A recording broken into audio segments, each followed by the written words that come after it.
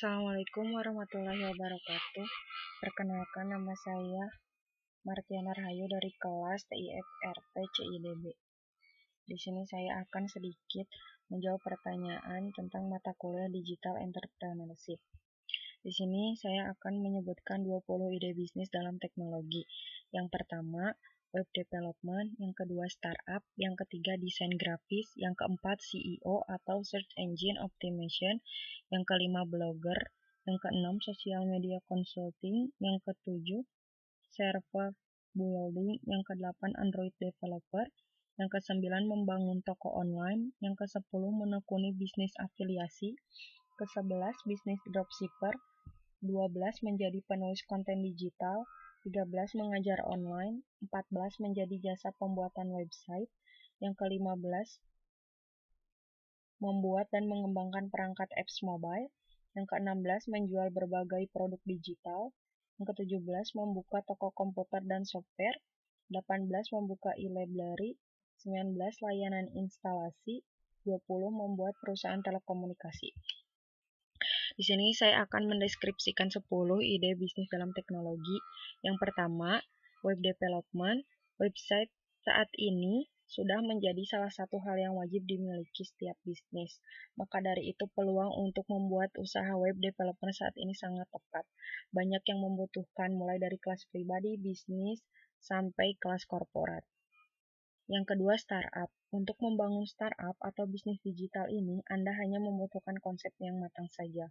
Kemampuan utama yang harus dimiliki sebelum membuat startup yaitu pengelolaan sumber daya manusia. Yang ketiga, desain grafis. Jasa desain grafis memiliki peluang yang besar. Tidak semua orang bisa melakukan desain walaupun sudah mempunyai aplikasi.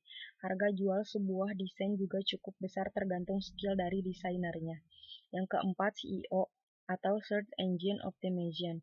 Ilmu SEO ini masih jarang yang menguasainya, maka masih terbuka lebar peluang untuk membuat usaha di bidang SEO ini.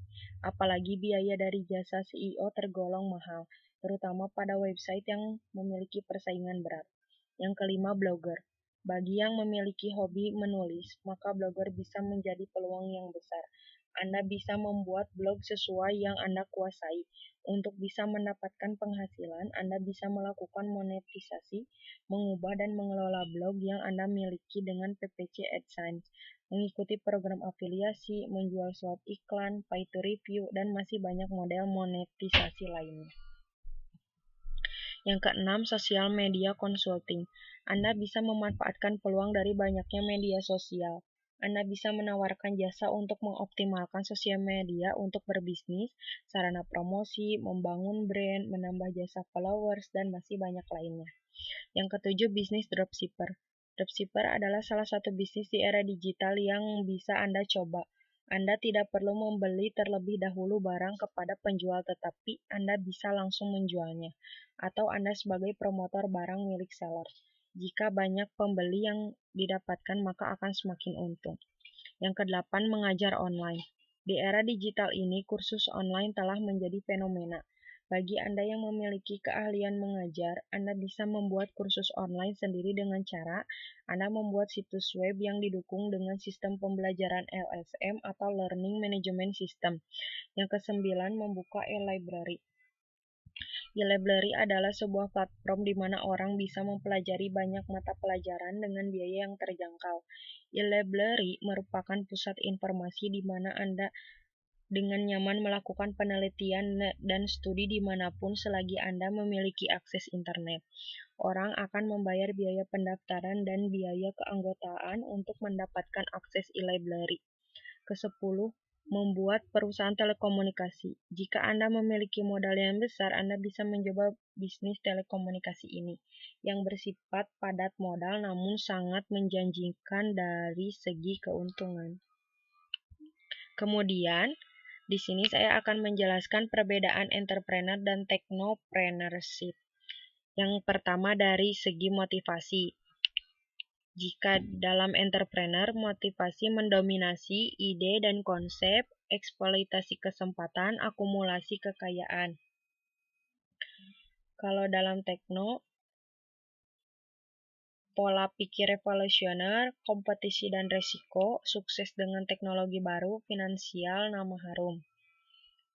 Kalau dalam segi kepemilikan, entrepreneur, saham pengendali, maksimalisasi keuntungan. Perbedaan dalam teknopernya, penguasaan pasar, saham kecil dari kue besar, nilai perusahaan terus menambah. Di sini masih banyak lagi, ada segi dari gaya manajerial, kepemimpinan, R&D dan inovasi, outsourcing dan jaringan kerja, potensial pertumbuhan. Perbedaan dari segi entrepreneurnya adalah penetrasi nasional cepat, global lambat, pemimpin pasar dalam waktu singkat dengan proteksi, monopoli, oligopoli. Kalau dalam teknopreneurship-nya, pasar berubah dengan teknologi baru, akuisisi teknologi baru, aliansi global untuk mempertahankan pertumbuhan.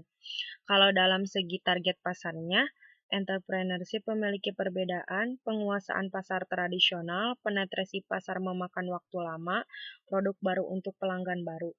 Kalau dalam teknopreneurnya, pasar global sejak awal, jaringan skin and technopark, penekanan time to market, pre-sale dan post-sale, mendidik konsumen teknologi baru.